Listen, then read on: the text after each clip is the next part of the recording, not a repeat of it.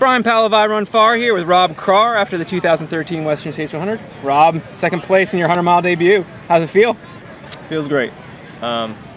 Still processing a lot of thoughts and emotions right now, but what a day. Amazing experience, something I never thought I'd be doing. Yeah, it's, blew my mind away. Yeah. Something you could ever think about doing again? Why is that the #1 question right now? Who knows, Yeah. We'll see how recovery comes first before I'll start commenting on that. Yeah. That's a wise move, not swearing it off. But so how did your race play out? You had going up the escarpment in the early miles. You were definitely seemed like you were in control. I mean, you just metered back, and how long were you sort of like in that very passive mode or conservative mode? Yeah, a lot of the race. I definitely feel very proud that I was able to follow my race plan. It was a difficult race plan for me, but it's what I felt I needed to do to both finish the race and have a chance at running to my potential. And running up the escarpment, just really calm and controlled. Looking up, I saw guys way ahead of me, but I just didn't let it get to me. And I stuck to the game plan.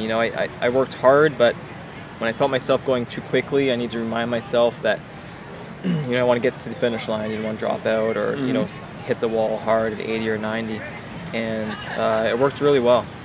Did you take any time to really take care of the heat management? I mean, were you sponging off? Did you go into any of the springs or streams? Or yeah, I did. So whenever I had my crew, I put an iced handkerchief around my neck and filled my hat with ice. Filled my hat with ice at every aid station I came to. Not this one. Not this one, no. That was funny. And then, so a couple, I think it was at the bottom, one of the canyons had a pretty good spot where you could get most of your body in. I laid there for 20, 30 seconds.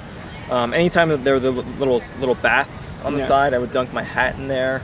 The river crossing on the far side, I laid down for about 30 seconds. So first time I've ever done anything like that, and I'm really amazed at how efficient it is at cooling the core temperature, especially the ice melting on your head. And I think the handkerchief with the ice is getting your arteries.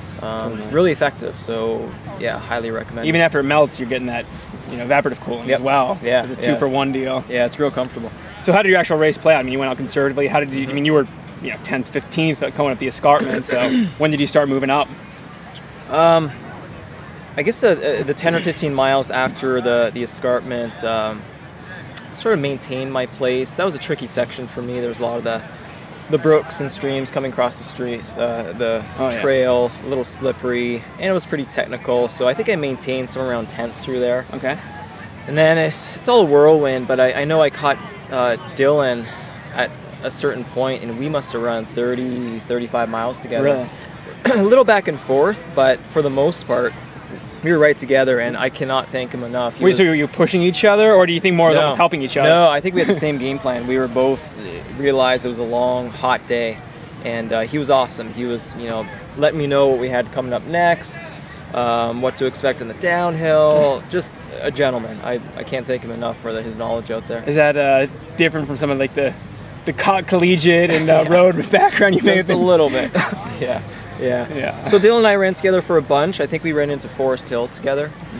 And were you top 5 at that point, or? Yeah, I think we were 4th and 5th there. And so coming out of Forest Hill, right away, going down the steep little section there, and I hear these 2 guys behind me. And I look back, and I just thought there were 2 guys out for a run. They were going so fast. So I pull off to the side of the trail, and I look, and it's Mike Morton. And he comes by me, and he's like, "Hey, Rob, nice job." And I was so stunned, both by seeing him, because I knew he should be up there. I didn't know he was that close. But they were flying, and my jaw just dropped. I literally didn't say a word to him. I couldn't get it out. I was stunned. So then it was pretty much a battle with Morton for the next 20-plus miles. And running scared from him over the last 20 when we pulled away. I had no idea how far back he was. I didn't know I'd gapped him. So I was keeping the heat on as much as I could all the way, up to Roby Point, pretty much. So you were more running scared of Morton, or are you going after Timmy? Well, I guess going after Timmy, comes along with running scared from Mike. So I feel good about that because I was running scared from Mike. I know I was running as hard as I could.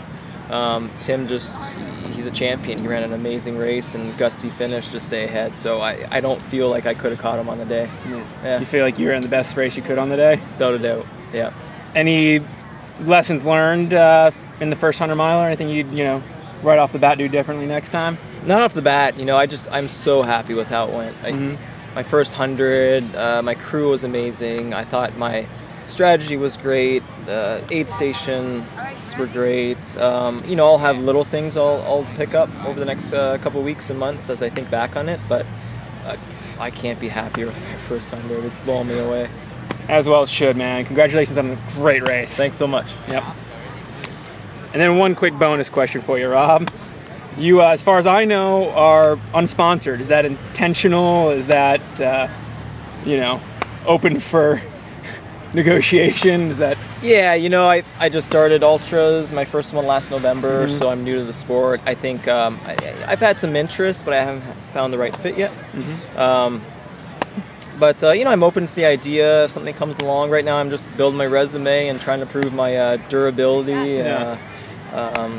So we'll see what happens. You've done pretty well on the shorter trail side before the ultra stuff, so you're not quite that new to the trail scene. I feel like the ultra scene is a little different league, though. Yeah. So we'll see what the future holds. Not gotcha, sure. man. Yeah. All right. Cool.